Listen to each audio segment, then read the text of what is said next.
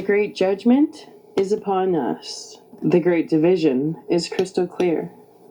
To the awake, welcome, light warrior. To the woke, welcome to your recruitment into your initiation.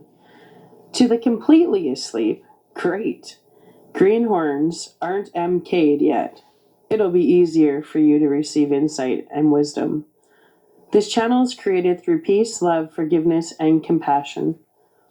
To the trolls, you're also welcome. It'll be an uncomfortable experience for you, unless you're trolling with the intention to learn something.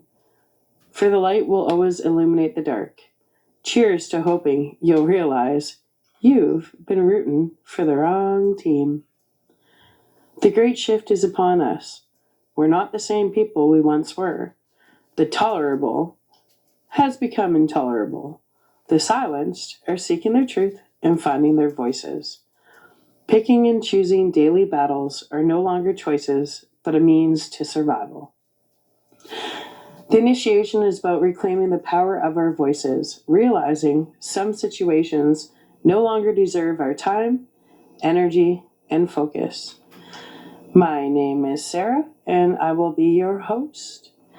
Happy Sunday, everybody. I hope everybody had a fantastic weekend. What's the date today? We are sitting on March the 20th. I don't know where March went. It has flown by.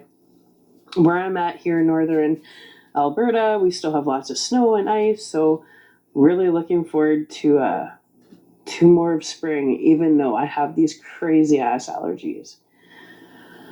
All right, so tonight what I wanted to cover for discovering lyrics is Dead Flowers by the Rolling Stones. Now, Dead Flowers, the Rolling Stones, I might as well have had an Uncle Mick, right? In our household, the Rolling Stones were just, it was just always, my dad always played it. It was we used to drive every year, to the Okanagan, and we would go through mountains, and we had this selective music we always listened to, which Rolling Stones, Pink Floyd, U2, In Excess, John Cougar Mellencamp. Did I say Rod Stewart? If I didn't, Rod Stewart.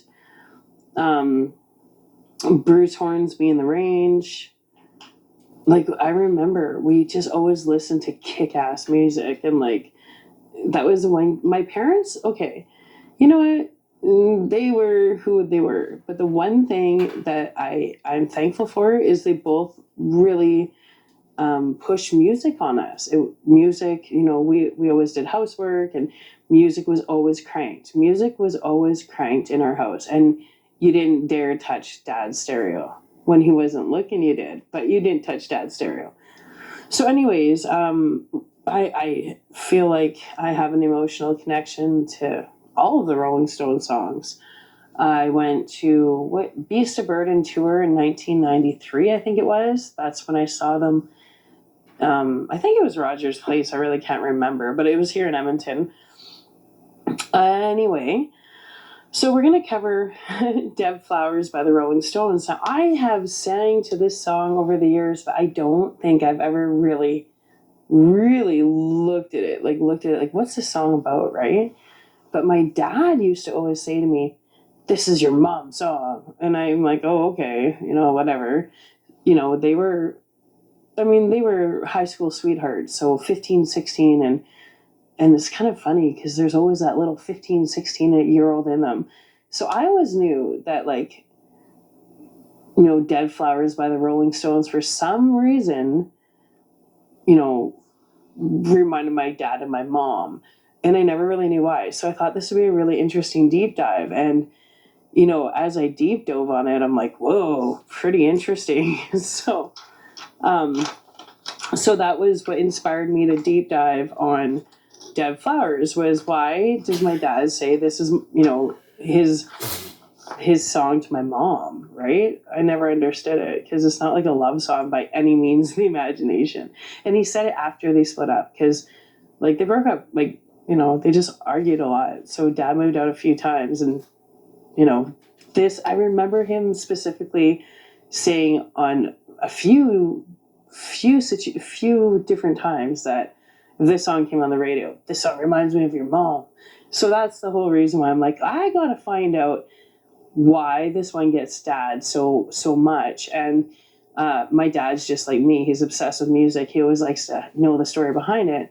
And I've never asked him what this song means, nor have I ever asked him why this is my mom's song. So that's what we're doing today. So we'll start. The spiritual meaning for dead flowers is from new life to death, from purity to passion. Flowers have had many meanings in myths and legends. The dead flowers symbolize swelling from tender bud to full bloom. Flowers are associated with youth, beauty, and pleasure. But as they wilt and die, flowers represent fragility and the swift passage from life into death. Richard's guitar solo acts primarily as a response to Jagger's vocal lines during the verses, while Taylor's more fluid licks counteract with the vocals of the chorus. Taylor performs the guitar solo in place of the third verse. Okay. Ian Stewart played the piano in Dead Flowers, and Ian was a part of the Stones, I believe, from 1963 to 1974. Don't quote me on that, but that's what I think. I remember reading somewhere. Guitarist Ronnie Wood drew weeping notes from a pedal steel guitar for Dead Flowers. And also, for Dead Flowers, the band welcomed Brad Paisley to sit in. The Rolling Stones are an English rock band formed in London in 1962. After 6 decades, they are one of the most popular and enduring bands of the rock era. In the early 60s, the Stones pioneered the gritty, heavier-driven sound that came to define hard rock.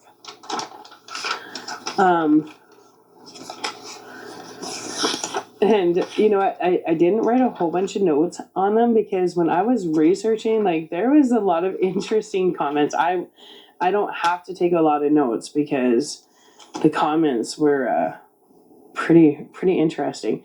So let's read the lyrics. The Dead Flowers, the Rolling Stones. Well, when you're sitting there in your silk upholstered chair, talking to some rich folk that you know, well, I hope you won't see me in my ragged company. Well, you know, I can never be alone. Take me down, little Susie, take me down. I know you think you're the queen of the underground, and you can send me dead flowers every morning.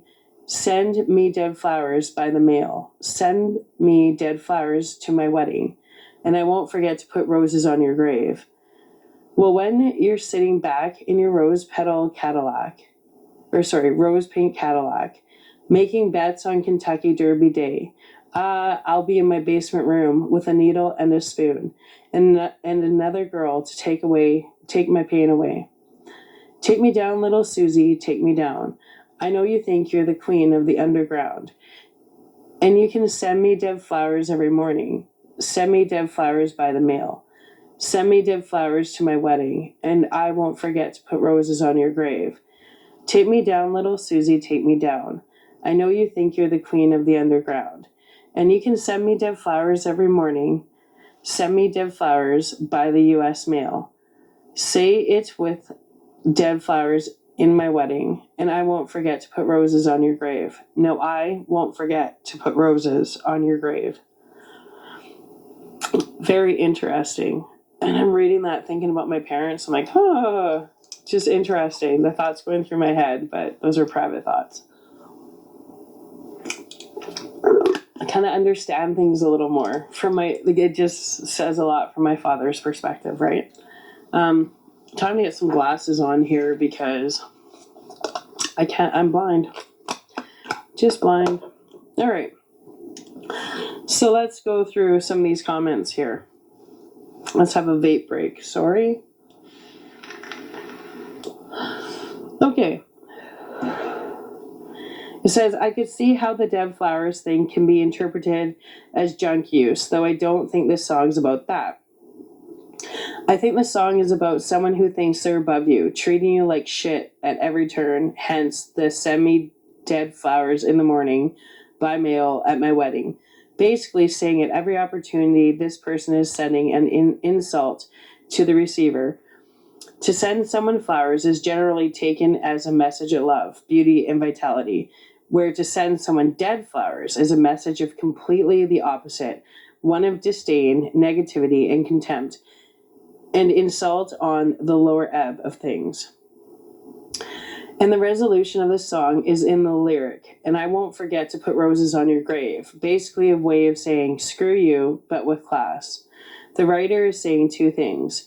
He is going to outlive the subject, and he's not going to lose his class and or integrity, and will still put roses on their grave. There's my 2 cents anyway. One of my all-time favorite Stones tracks. Sorry. And there was 2 replies to that. Somebody said, I think this explanation is best. She insults him over and over, and he promises to return the favor. Another person said, I really agree with 99% of this, but I think that the dead flowers, have you ever seen sent live flowers? You can't once they're picked. They're dead. Are not an insult, but the speaker's way of mocking the idea of courtly love. Love is meant to be enjoyed, but Susie's notions of love consist of unimaginative gifts of flowers rather than a living flower herself. Interesting. Someone said, yeah, I love this song. I can play it as well. I always sing it bitterly, not on purpose. I think it's like you can have a perfect life and ignore me. You're lucky and don't have pain to numb by harming yourself, heroin and casual sex. Favorite part of this song is, I'll be in my basement room with a needle and a spoon, and another girl can take my pain away. Someone else said, I think it's about him being rejected by a girl who thinks she's better than him because she's rich and upper class. And no matter how much she thinks she's better than him and sticks her nose up to him, he'll always care about her. So he turns to heroin to take the pain away. Someone else said, this song is Keith Richards' ode to heroin. Little Susie is a reference to the brown-eyed Susan, which is a metaphor for brown heroin, one of the more common forms of the opiate. Roses is yet another flower which has been used as a metaphor or street slang for many years to allude to heroin. Dead flowers in general means poppies which have been harvested and from which the opiate has been derived. The power of heroin to kill pain is legendary, including the emotional pain from a broken relationship. In the 1960s and 70s, one way to deliver heroin was to place small amounts in the letter and use the U.S. postal system. Back then, before the days of technology to detect narcotics in the mail, and in the days when the American political system actually observed people's rights to the Fourth Amendment privacy, heroin could be sent through the mail virtually risk-free to either the sender or the receiver. And here were 3 replies to that. Dead flowers actually has to do with Keith's buddy Graham Parsons' wife sending him flowers while he was in England. By the time they tracked him down, the flowers were, of course, dead. I remember reading this from perhaps the book by Rolling Stone's editor and writer Ben Fong, Torres. Maybe another source. Anyway, both Keith and Graham found it funny. I find this interesting because I know what I've heard, but I'm just like relaying other people's thoughts. I'm not putting my thoughts out here on this one. But I find it so funny how people are like, it's about drugs. No, it's not about drugs. And that's what I mean about discovering lyrics. Everybody is affected by songs differently on different levels. So let's continue. I find this so interesting. Someone said, I know this is a 5-year-old post, but it needs to be said. Little Susie, brown-eyed Susan are not terms associated with heroin. Neither are roses. I think you're really stretching here. Well, yes, there is a common drug theme throughout the entire song. You cannot make up drug slang on the spot. First thing is to remember is that this is a country song. It was written with the intention of being played as a straight country song. What? I never heard that. I think you'll have more luck finding a reason for Susie, keeping that in mind.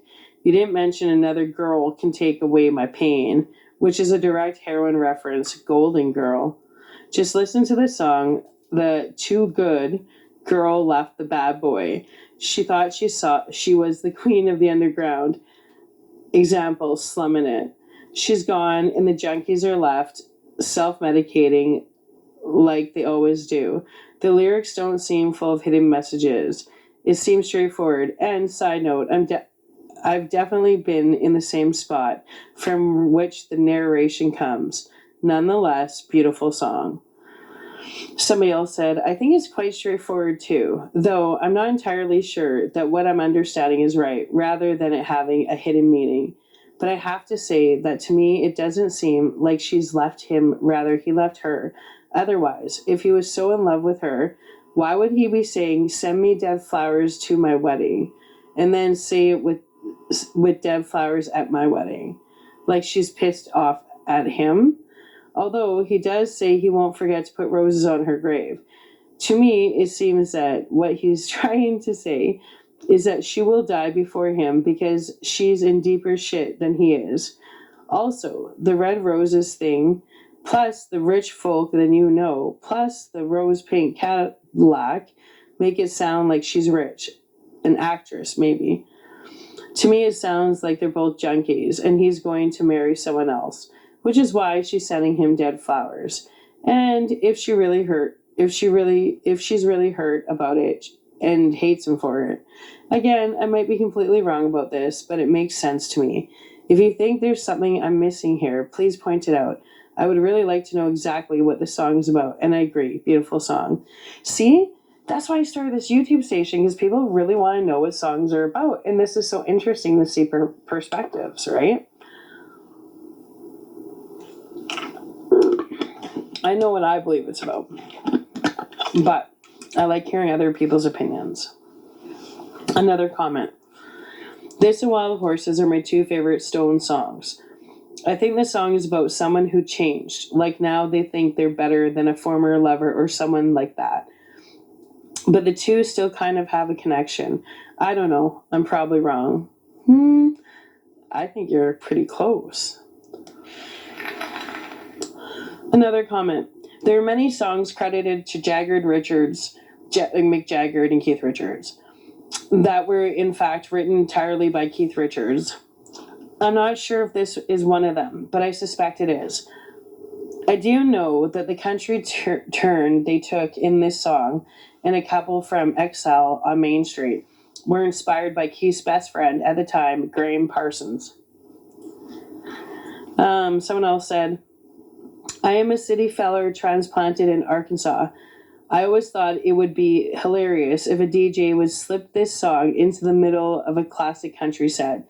It is so country western, but with these drug-laced, sarcastic, laconic words and un-middle American images. It also reminds me of a friend who strangely used needles, loves women, lives sometime in Kentucky, and loves horses and gambling. He is smart, funny, and gets it, but is a real puzzle with the Thanatos thing. I always think about John for a minute when I hear this song. It is probably about as good as any great country western song, and that is just a sideline for the Stones. That's interesting because I never would have thought of it at all as a country western song, but I now that I think about it, it does have kind of a country western sound, but I never would have thought about that, right? Somebody said, okay, Jumpy, maybe you're right. Keith Richards never really was a heroin user. That is all hype that he made up to help himself sell records. He never even drinks alcohol in real life. He drinks chocolate milk. I can prove it. What are you talking about? Okay, buddy. Keith has lived in reality a very nerdy, somewhat introverted life and would never dream doing the risky kinds of things most rock stars are known for. No way. Oh my God, is this guy serious? That's why this song is about after he gets dumped by a rich girl. She has the very best clothing, made of silk and so many other fine things in life. But all he has is his raggedy clothes. So he goes down to his basement to lament his loss and fix up his clothes. That's why he has a needle there, to do the sewing. And since Keith would never drink anything stronger than chocolate milk, he has a spoon there with him to mix up his Nestle Quick while he is sewing his raggedy clothes. Absolutely jumpy. This is definitely the real meaning of this song after all. Okay. That's gotta be complete sarcasm. Yeah. Somebody replied, haha, wow. I read all this and didn't realize the sarcasm until the very end. I was steaming. Yeah, right? Total sarcasm. Somebody said, Mr. Richards may be a chocolate milk drinker now, but once, about 20 years ago, I was on an elevator in the Empire State Building sharing a ride with the two. What is it? Sharing a ride with two lawyers. One was at the time Keith Richards' lawyer, and the two were talking about how much Keith spends on drugs every year. The amount was $250,000. Even in 1990, that's a whole lot of Bosco. $250,000 on drugs in 1990. Whoa. Somebody said, I just recently discovered that this song, and my first impression was that the term dead flowers is something like a girl saying, I still care about you, but not enough to be with you, a dead flower. A nice gesture, but worthless in the long run. That's why he says, I'll be in my basement room with a needle and a spoon, and another girl can take my pain away. My impression was that the whole thing was that a girl thought it would work because it wouldn't work because they are from different sides of the track. But she still loves him, just not enough to get by that fact. Interesting perspective. Someone else said, I love this song, just smiling in the face of all the people that piss you off. Right. What else do we have here? Okay, somebody else said, this song is saying it's okay if you've forgotten about me and now you treat me like shit. I still love you.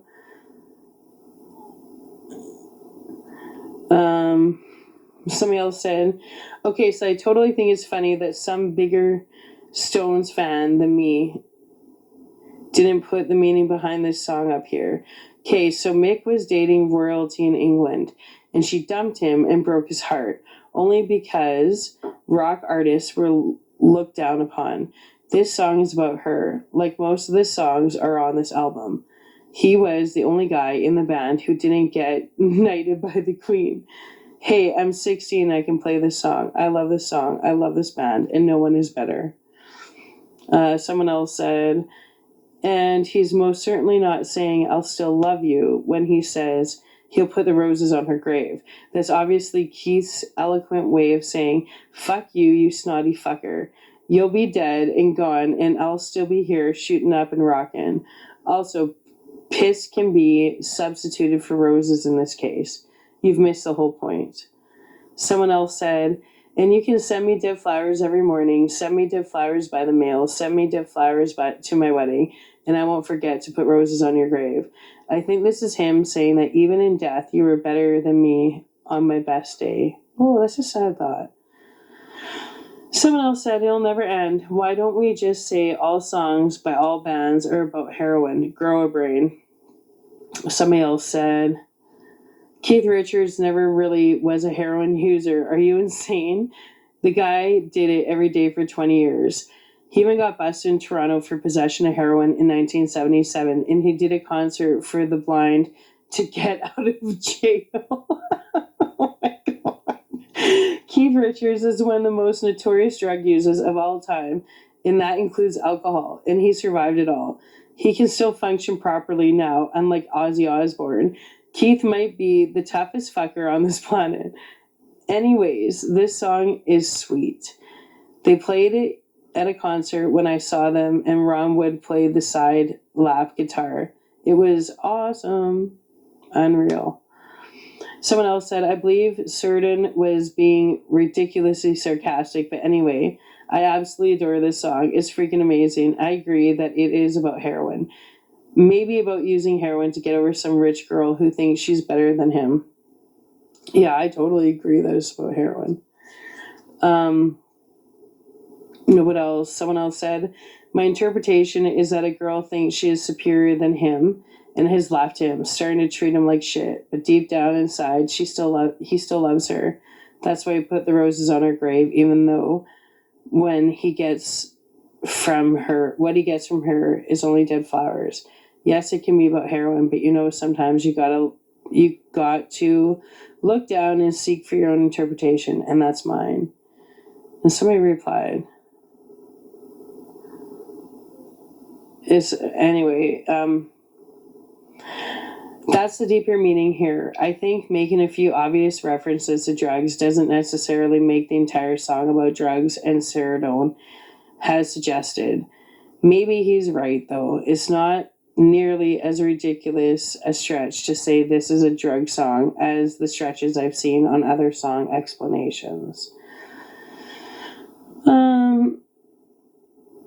Someone says, it's true that too many people say every song is about heroin, but this one is pretty obvious. You don't use a needle and a spoon for sewing and eating soup. Someone else said, okay, I hate to stray away from the subject a little bit, but I really don't get why people like this song so much. Why do people like to cover it? Is it because of the lyrics or the melody or because it's easy to cover? What's so amazing about it? And I personally think it's about a spiteful song about a guy who breaks up with his girlfriend. I don't think it's sweet at all, but that's just what I think. And someone said, of course it's not sweet. Everyone likes it because no matter how you look at it, you can say, hey, X, fuck you. Another one said, okay, I hate to stray away from the subject a little bit, but I really don't get why people... No, we already said that one. Okay.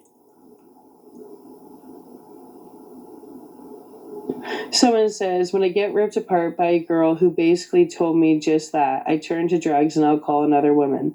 So you can see how I interpreted it this way. Someone else said, I have read all the entries on here for the song, and while many of them seem reasonable, here's my fairly different interpretation of the song. When I first heard Dead Flowers, I thought of two brothers who have become estranged because of choosing different ways to live out the rest of their adult lives. That is, one brother has become a bit of a black sheep who more or less is what he wants, and the other has become a material-driven corporate worker or something similar to that. Of course, there are the obvious references throughout the song about one of the characters being wealthy and successful and the other not so much.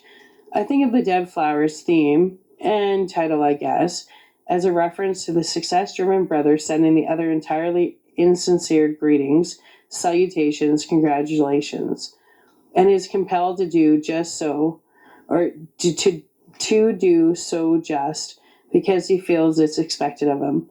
Whereas the black sheep knows he doesn't want to have any connection with his brother, so he won't waste his time trying to keep up the illusion of one, but will show some amount of respect when it's due, such as his brother's death with living roses, of course.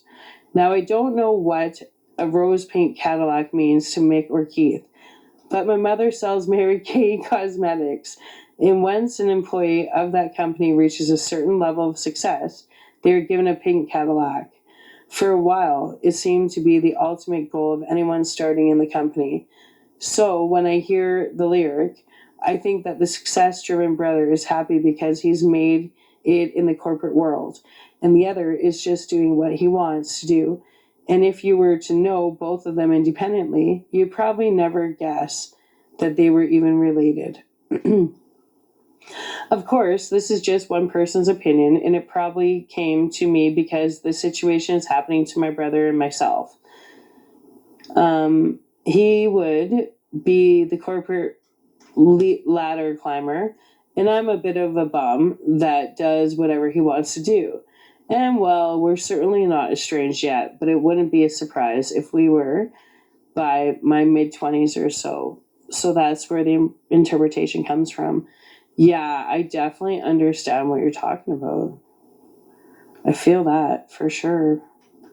People think just because you're family, like, you're not allowed to drift and you have to get along, and really it's just, a sibling is like two people created a child, and that was me. And those same two people created another child, and I had a brother. And those two same people created another child, and I had a sister. So, it doesn't mean you have to get along or actually like each other. It is what it is. It really is what it is. I think the problem is not everybody's meant to get along. And there's this family pressure that people just have to be close, and not everybody is close. That's it. There's a couple replies.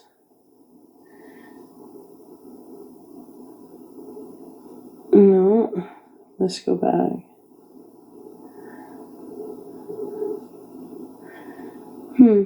Let's see.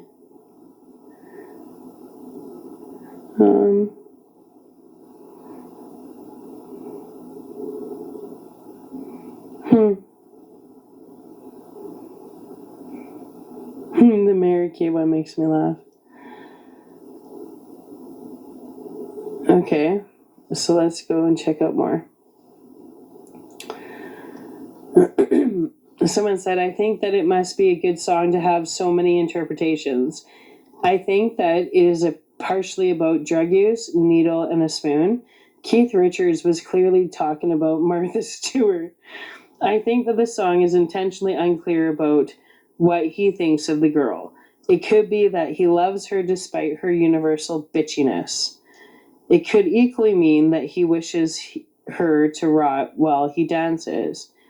I happen to believe in something else. A lot of Stone songs are about angst, and I think this is one of them. I wish I had you, but I can't. Send me something to erase my pain. Here's the flowers I had for you, bitch. Whoa. And someone replied, this is actually the best comment I've seen. I don't think he loves her, but as you mentioned, this is more about sexual angst. Yeah. Someone said, there she goes, Sister Morphine, Hey Jude, Dead Flowers, Godsmack, Happiness is a Warm Gun, Another One Bites the Dust, Major Tom, Space Oddity, Dream Academy had a great song about dope, Clean, D, Mode, most good songs by Lou Reed and Iggy Pop, all about heroin, and other than McCartney, dope mess all the authors up. Someone said, Torn and Frayed, tough, sick song about dope and Keith. Someone else said, my personal favorite Stone song, it is so about heroin. Someone else said, absolutely perfect, great country tune, and yet more proof of Sticky Fingers' greatness.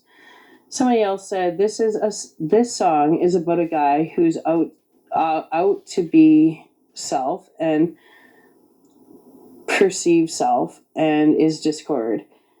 His ought to be self and is living a high life, snoozing with high society, driving Cadillacs, going to Kentucky Derbies, etc., while his perceived self, the way he perceives his reality, is leading an uneventful life, living in a basement, maybe in his parents' house, accomplished nothing, hanging out with other losers, etc., etc. So, to reconcile this, he reverts to heroin, which he metaphorically calls Little Susie. That's why Little Susie is going to take him down, heroin is a downer, and make him forget his worries.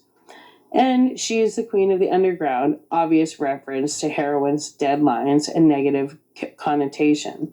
Also, when the song mentions that he'll be in the basement with a needle and a spoon, and another girl will take away the pain, that other girl is Little Susie, which implies that there is a girl that he has a crush on. So perhaps his out-to-be self can be substituted for a girl on which he has a crush, and that is out of his ballpark.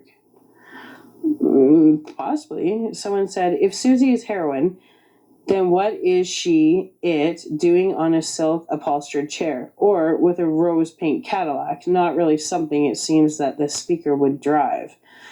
Yeah, you know what? I don't know why people attack people. Like, I kind of like different perspectives. I'm really glad that person put that above explanation up.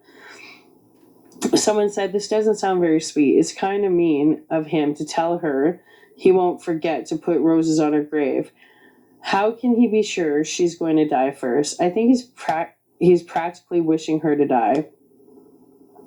Someone else said, man, you guys are wild.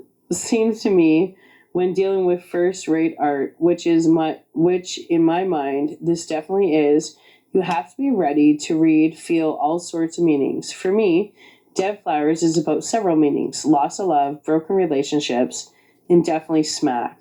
I mean, it's all woven together. I've been a writer my whole life, and I've been high as a kite when I've written some of my best works. When you go back and read them, there are drug illusions all over the place, but some are very subtle. Sometimes they're overt. Sometimes they're there on purpose, like a little game, speaking in code. Sometimes it's entirely a subconscious thing. These guys had creativity oozing out of their ears, and Keith, at least, was shooting tons of smack during the recording of Let It Bleed, Sticky, and Exile in particular. It'd be nuts to say many of these tunes don't have drug overtones. Some even scream out about drug use. At the same time, they are many layered. Sorry to go on so long, but good art really can be about lots of things at the same time. Given that, I reckon the Stones achieved one great test of art. They got all of us talking, debating about what they produced. Touche to them. Rock on. See, that's what I'm talking about. That's why it's so interesting to do this. Someone else said, I'm addicted to the song. My ex-boyfriend sang it to me. Hi, baby. XOXO. My ex-boyfriend. Someone else said, my interpretation. I believe this song is about three things: heroin, a girl, broken heart, and someone with an exuberating lack of confidence in themselves. First line, well, when you're sitting there in your silk upholstered chair, talking to some rich folk that you know, I do not believe this has anything to do with someone who has money. Rather, the silk chair is a high horse, and rich folk are people who find themselves better than others. Second line, well, I hope you won't see me in my ragged company. You know I can never be alone. Ragged company is people this person does not approve of because they aren't cool or attractive enough, and I could never be alone, is saying, these are my people because if you won't be with me, I need someone to be around. Course. Take me down, little Susie, take me down.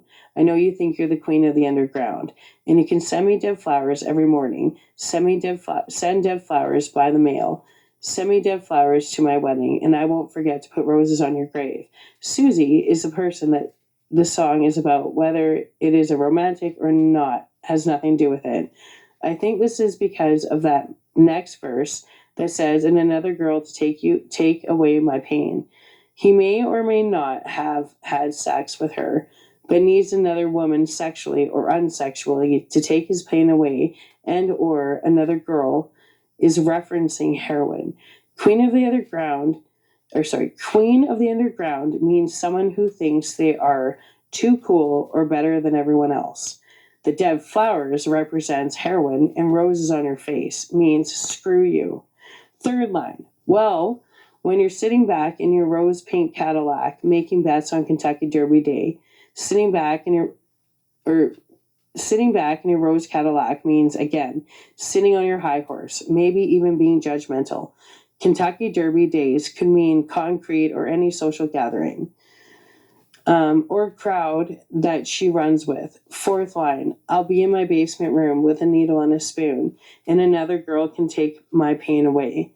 Basement room means a place that she sees below her. Needle and a spoon, well, that's an obvious reference. And another girl is what I said about or his other girl being his addiction and the crowd he runs with. That's interesting. There was a reply to that. Somebody said, I believe you pretty much nailed the meaning of the song. I have been singing the song for a while now, and my thoughts follow yours almost to the letter. Yours being better thought out and more complex. Excellent job. Someone said, all about heroin. Heroin is derived from opium, which is the sap of the poppy, which is a very pretty flower. So heroin is the remains of the poppy. Example, dead flowers. So the song is about sending dope to her through the mail as a supposed favor. knowing that she'll be dead soon, and you can put roses on her grave. Yeah, like that's another interpretation. Like, none of these are wrong, right? Someone said, hey, that's the best guess I've heard yet. Yeah, well, it's kind of interesting. Oh, discovering lyrics is awesome. I'm so glad I started this. This is my entertainment. I hope you're entertained as well. I just had to have some of my fruit water. Someone said, I don't know that it's all about heroin. It certainly seems to have more to do with Susie Girl representation of white middle class values. I mean, she's sitting in a silk upholstered chair, talks to rich folk, drives a rose pink Cadillac, which at one would suggest ridiculousness and wealth, and the Kentucky Derby, all of which encounter the idea that Susie has anything to do with heroin,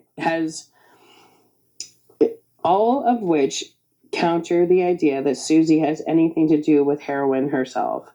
But the connection between heroin and poppies is nice.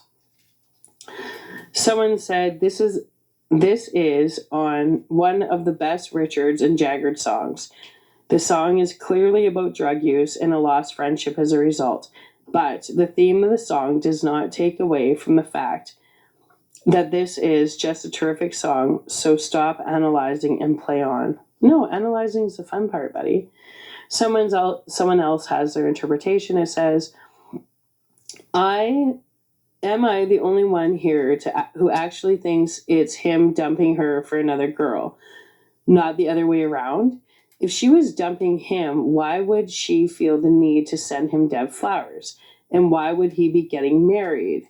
I think that even though he's leaving her for this other girl who can take his pain away, the pain from their relationship not working out, he'll always care for her, which is why when she dies from her own addiction to heroin, he will go and put roses on her grave. Obviously, she is rich, silk upholstered chair, rich folk, that's what you know, rose pink Cadillac, it's all there. But possibly she's rich because she's an actress. I read somewhere that putting roses on one's grave was what people did with famous actors, although I'm not 100% sure of that. And it is quite frequent for actors and actresses and famous people in general to be on drugs, despite their superiority to the rest of the population. I get what you're all saying about her leaving him, but I really wouldn't understand the purpose of her sending him dead roses unless he's done something really awful to her, which I think would be in the song if that were the case, don't you? Ooh, see, good point. Someone replied, I don't know that he is dumping her, except maybe because she won't put out. The references to wealth he makes are to fancy things, not really describing the type of girl who goes out and parties every night like the actresses you are describing. I really agree with other comments, though, in that the girl he's leaving her for is actually heroin, a female hero. I definitely don't think she's doing heroin, and I really think that the speaker is mocking her in the first stance. Roughly, I know you think you're too good for me. But the line about putting flowers on her grave suggests something along the lines of him moving on and having the last laugh.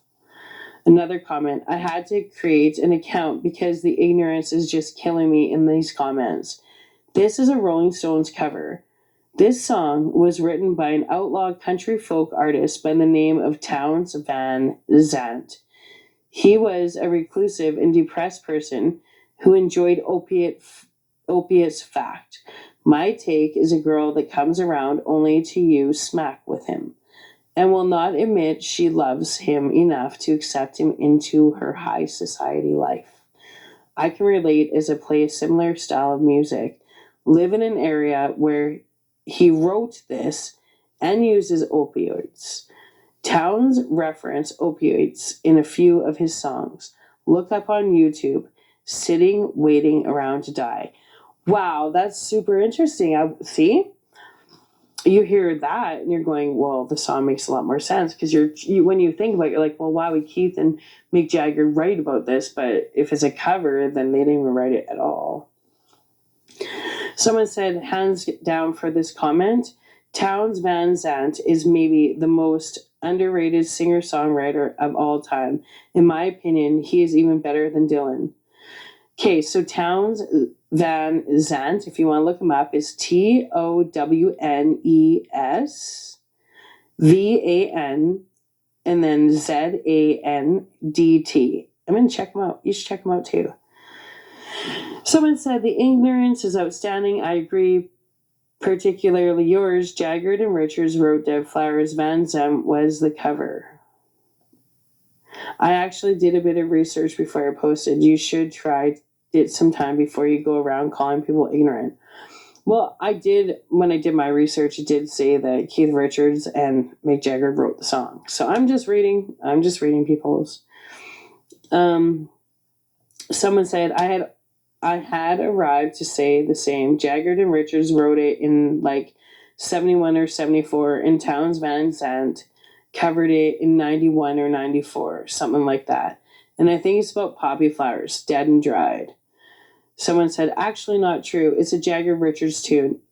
It is so good that it is often assumed to be a Townes Van Zandt song, but Townes actually covered it himself.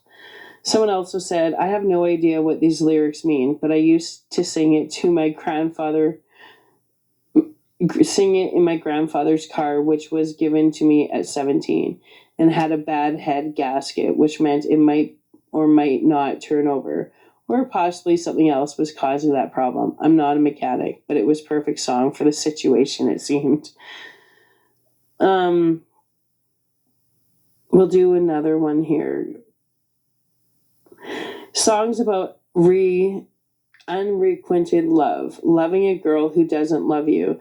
The writer believes she's too good for him, as per the constant allusions to her wealth and class. In contrast, he's in a basement shooting heroin with some other nameless girl, using both to take his pain away, also demonstrating his lack of class and the ragged company he keeps. The dead flowers and her lack of love with flowers, especially roses, symbolizing love, and dead flowers symbolizing the opiates. He is constantly reminded she doesn't love him by her sending dead flowers, meaning he will remember her and her lack of love every morning, every time he checks the mail, hoping to see something from her. And even on his wedding day, despite this, he will continue to love her, even after she dies, symbolized by the fact he won't forget to put roses on her grave, right? And someone said, I agree that dead flowers represent a certain lack of love, but I don't think that he still loves her. Flowers are sent to those that you love, according to romantic notions of courtship, representing a woman's fertility. However, all flowers given to a lover are dead flowers, as they are no longer attached to the plant from which they come. Therefore, the speaker seems to be mocking the tradition of dead flowers, using it instead as a symbol for chastity and equating chastity with death. Yeah, I don't know. That's a little bit of a reach. Let's do one more. Song meaning. The focus of dead flowers is a metaphor for unconsummated love. Little Susie, possibly referring the Everly Brothers song, Wake Me Up, Little Susie, rather than portraying as Susie's practice innocent as a positive. The speaker implies that the love is supposed to be actively enjoyed rather than be limited to static, dead, romantic gestures such as sending a loved one flowers. The reference to the needle and spoon, heroin, merely add to the overall mood of questioning society's preoccupation with propriety. Also, it is possible that the other girl Jagger mentions is a reference to heroin itself, a pun on heroin. Yeah. Okay. So I think, like, very interesting. I love all the different perspectives. It's definitely about heroin. It's definitely about drugs. And I always thought when it said, You can put dead flowers. You can send me dead flowers, but I won't forget to put roses on your grave. Like, I love all the perspectives, but I always thought it was, in my mind, when I was thinking of my parents, I thought it was my dad saying, you can shit on me, but, you can shit on me and hate me all you want, but I'll just never totally hate you. That was kind of what I gathered from it. So we'll read it one more time and then we'll shut her down. Dead flowers. Well, when you're sitting there in your silk upholstered chair, talking to some rich folk that you know, well, I hope you won't see me in my ragged company. Well, you know I can never be alone. Take me down, little Susie, take me down. I know you think you're the queen of the underground. And you can send me dead flowers every morning. Send me dead flowers by the mail. Send dead flowers to my wedding, and I won't forget to put roses on your grave. Well, when you're sitting back in your rose pink Cadillac, making bets on Kentucky Derby Day, I'll be in my basement room with a needle and a spoon and another girl to take my pain away. Take me down, little Susie, take me down. I know you think you're the queen of the underground, and you can send me dead flowers every morning. Send me dead flowers by the mail. Send me dead flowers to my wedding, and I won't forget to put roses on your grave. Take me down, little Susie, take me down. I know you think you're the queen of the underground, and you can send me dead flowers every morning. Send dead flowers by the U.S. mail. Say it with dead flowers in my wedding, and I won't forget to put roses on your grave. No, I won't forget to put roses on your grave. Yeah. Well, that was my dive on Dead Flowers by the Rolling Stones. I hope you really enjoyed it. I enjoyed it because it's just a song that's always been a part of my life. And I just always know it was like an ode to my mom from my dad. And I never really understood why. So after reading those, it just kind of, I don't know. All the comments make sense to me if I look at, like, it's really cool. I think it's so cool. Music is so cool. How we all get a different piece of it. It makes us feel all different in different ways. So because of reading all these interpretations, why that song, reminds my dad and my mom, obviously is his own private reason.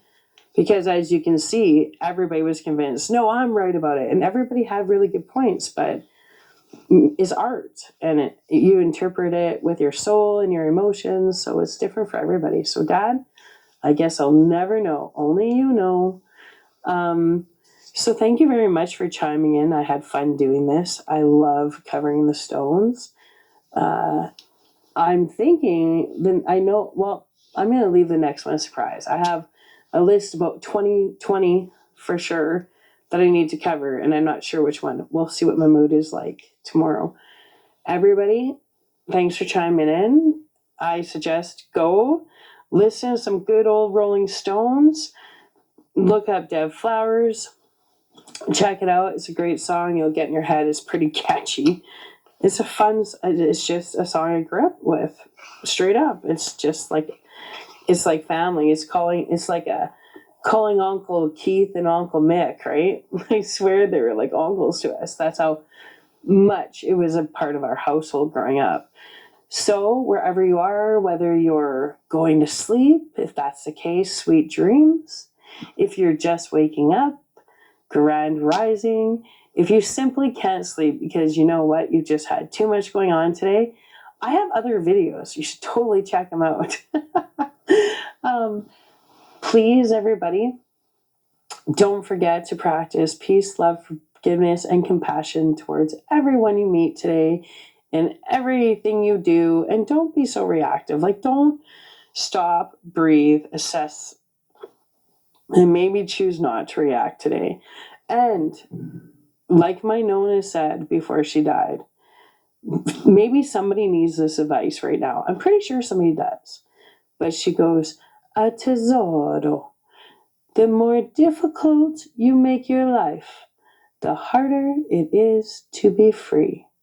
So I'm telling you, all you light workers and all you light workers in the making, even all you lovely trolls, everybody, the more difficult you make your life, the harder it is to be free. Period. That's it. That's all there is to it. So don't be sitting in your basement shooting up a bunch of heroin because you're pissed off at some chick. Express your feelings and do them in a positive way, right? And, maybe if you haven't watched my video on the Black Crow, She Talks to Angels, that covers a lot about addictions, and the comments in that one were really good. It was a good coverage. This one is interesting, but the Black Crows, She Talks to Angels, like that really kept people sober. So, like I said, don't we drugs is never an escape. But that was different times. So if you think of 73, we're in 2022. So what's that, 49 years ago? Is that 49 years ago? 30? What? Yeah. Wow. Okay, so times were a little different, but come on, guys, like, just talk it out and let go. If you're in like one of those relationships where it's just not getting anywhere and it's toxic, you know what? How hard is it to just look at someone and say, hey, thank you for your time. I love you. We've made good memories. We've grown together, but it's time for us to go our own ways. I don't know why people, if you're so unhappy, smile and leave while you still love them. I think I've always left a relationship while I still love them. Like, why would you wait till you despise them? If that's a lesson to be learned. Like, when it's time to go, it's time to go, right? Anyway, go out there, my sisters and brothers, spread your light, spread your love, and check out Dead Flowers by the Rolling Stones. For sure, it's a great tune. It'll get in your head. I think a lot of people can relate to that. If you have any song suggestions that you feel emotionally attached to, please leave a comment or email me at sarahzago80@gmail.com. It's also in the description. So that'd be great. I love covering, my memory bank of songs is so big, but it's not just about my voice and my opinion. I want to hear your guys's. And from what I found on the internet, people have a lot to say and people are really interested in the breaking down of songs, right? So let's keep it fun. Be safe, be smart. You know what? If you see someone struggling today, please help them. Anybody, a stranger, you just see someone struggling, help them. If someone kind of gets snappy with you, maybe choose to turn the other way. You never know what somebody else is going through, and sometimes you might be just that innocent bystander that's kind of going to take the bullet for the team. So just maybe don't react today and be a little more understanding and a little more empathetic, and realize we're all one big universal family. We're in this together. We need to stay on the love vibration. We need to be the change we want to see in the world. Planet Earth is quite beautiful. It's just we got to stop feeding into the fear porn and quit with this MDS crap, which is what I call a modern day slave. Enough is enough. It's time to reclaim our liberty and to walk our truth as I can't even talk. Walk our truth as our authentic selves. And that starts with stripping the hell out of our ego. Get rid of your ego. Ego sucks. Just get rid of it. We don't need it. Just come from a raw place. And if you want to fall in love with someone else, you need to learn how to fall in love with yourself first. Okay? So don't forget self-care. And I'll talk to you very, very soon. Love you all. Have a great day. I hope something just so, so, so incredibly amazing happens for you today. Just a little miracle to remind you that life is beautiful. And just keep pushing forward. Life is a roller coaster. So if you're having an up right now, the down is going to follow. And if you're in a down right now, it's only going to get better, right? Come on, don't take it so seriously.